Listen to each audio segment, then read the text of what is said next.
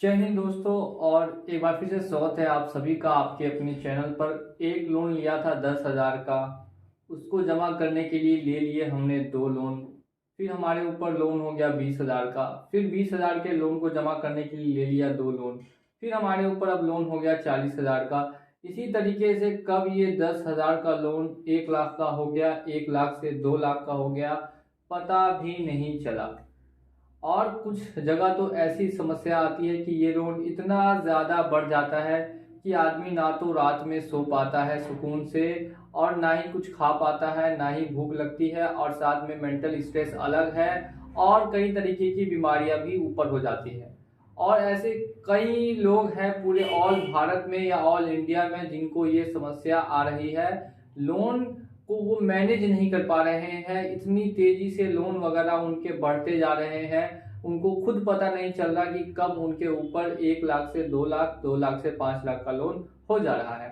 और ये समस्या किसी एक या दो लोगों की नहीं है, टोटल लगभग लगभग 20 लाख लोगों की है भारत के अंदर में। तो सभी लोग इनसे रिलेट कर पा रहे होंगे जो भी मेरा वीडियो देख रहे हैं। अब आखिर ऐसा क्यों हुआ और इसको अब ठीक कैसे किया जा सकता है। कुछ लोग क्या करते हैं कि इतने ज़्यादा परेशान फ्रस्ट्रेट हो जाते हैं कि वो अपनी पूरी की पूरी होप ही खो बैठते हैं कि अब ये समस्या कभी भी सुलझ नहीं सकती या ठीक नहीं हो सकती। तो ऐसा सिर्फ और सिर्फ आप लोगों की सोच है, लेकिन असल में ऐसा नहीं है। ये समस्या भी ठीक हो सकती है, सुलझ सकती है। तो क्या है, वीडियो में आप लोग देखते रहिएगा। और अगर आप लोग चैनल पर नए आए हैं और चैनल को अभी तक सब्सक्राइब नहीं किया है तो चैनल को सब्सक्राइब करके बेल आइकन को प्रेस कर दीजिए।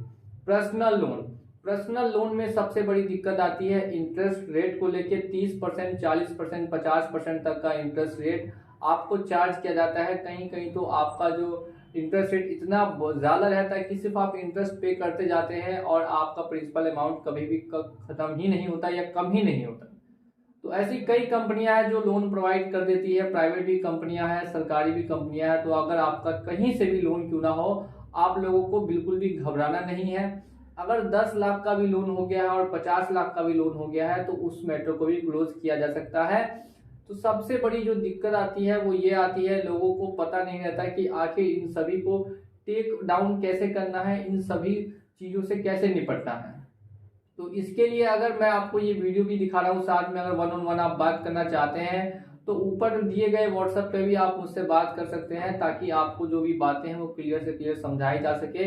और बाकी आप वीडियो भी देखते रहिए। सबसे पहली चीज आती है कि कंपनियों को मैनेज करना। कंपनियों से टाइम के लिए रिक्वेस्ट करना रहता है, कंपनियों को टाइम के लिए रिक्वेस्ट करना है मेल के जरिए, उसमें बतानी है अपनी प्रॉब्लम क्या है और किस वजह से आप उनका लोन का पेमेंट नहीं कर पा रहे। और हमेशा एक बात याद रखिए कि अगर आपके पास पैसे हो तो आप पैसा दे दीजिए। और हर कोई चाहता है कि पैसा भर के और इनसे हमेशा के लिए छुटकारा पा लेना। जिनके पास नहीं हो पाता बस वही इसमें फंस के रह जाते हैं और फिर सोचते हैं कि अब इनसे बाहर कैसे निकले, जिंदगी अब पूरी तरीके से एक जगह पे स्टॉप हो चुकी है। तो ऐसे में आपके पास कई ऑप्शंस खुल के आते हैं, लेकिन इन ऑप्शंस के बारे में आपको पता नहीं होता, इसी वजह से आप चूक जाते हैं।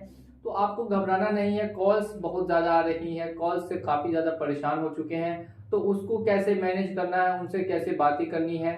सेकेंड चीज़ आती है आपको कि नोटिस, किस नोटिस का क्या रिप्लाई दे, कैसे रिप्लाई दे, क्या नोटिस आने से हमारे ऊपर कोई कार्रवाई होगी, क्या अब पुलिस नेक्स्ट आ सकती है घर पे।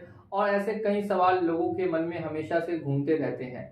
तो ऐसा आपको बिल्कुल भी नहीं सोचना है। अगर नोटिस भी आ चुका है तो बिल्कुल भी घबराना नहीं है। नोटिस का सही सही रिप्लाई अगर दे सकते हैं तो दे सकते हैं तो दे दीजिए, अगर नहीं दे सकते तो भी कोई दिक्कत वाली बात यहाँ पे नहीं है, क्योंकि आपने लिया है पर्सनल लोन यानी अनसिक्योर्ड लोन। लेकिन इसमें भी कई तरीके की दिक्कतें ये आती है कि जिनका लोन 10 लाख से बड़ा होता है, 20 लाख से बड़ा होता है, तो उनको ज्यादा कठिनाइयों का सामना करना पड़ता है। जिनका लोन 1 लाख, 2 लाख, 3 लाख का होगा उनको कम कठिनाइयों का सामना करना पड़ेगा। ये जो लोन का सारा खेल अभी जिसमें आप झंझट में फंस चुके हैं, ये सिर्फ और सिर्फ मामला है 6 महीने से लेकर साल भर तक का। कोई कंपनी ना तो आपको जेल में डालने जा रही है, ना ही कोई कंपनी आपको खा जाएगी, ना ही कोई कंपनी आपको आके मार देगी। तो इस चीज से आप बिल्कुल भी डरिए नहीं कि कंपनी आपको प्रेशर दे सकती है और उस प्रेशर को सिर्फ और सिर्फ आपको कुछ समय के लिए हैंडल करना है। मैंने फिर से बता रहा हूँ, सारा खेल सिर्फ और सिर्फ प्रेशर का है और 6 महीने से लेके 1 साल तक का है।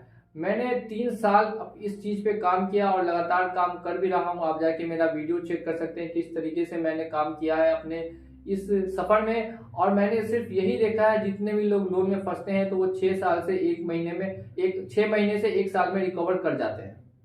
क्यों रिकवर कर जाते हैं? क्योंकि उनको या तो सेटलमेंट कर लेते हैं पैसा, या उनका जो लोन है वो या तो राइट ऑफ हो जाता है, या फिर किसी और अदर तरीके से वो इस चीज को हैंडल कर लेते हैं। अब इतना खुल के मैं यहाँ फिलहाल नहीं बोल सकता हूँ, क्योंकि काफी जगह से मुझे नोटिस वगैरह भी देखने के लिए मिल रहे हैं, इसीलिए इतने खुल के बोलने और जानकारी मैं यहाँ नहीं दे सकता। लेकिन अगर आप व्हाट्सएप के जरिए जुड़ते हैं तो वहां पे मैं कुछ खास आपको बता सकता हूँ कि कैसे आपको इसको टेक ओवर करना है।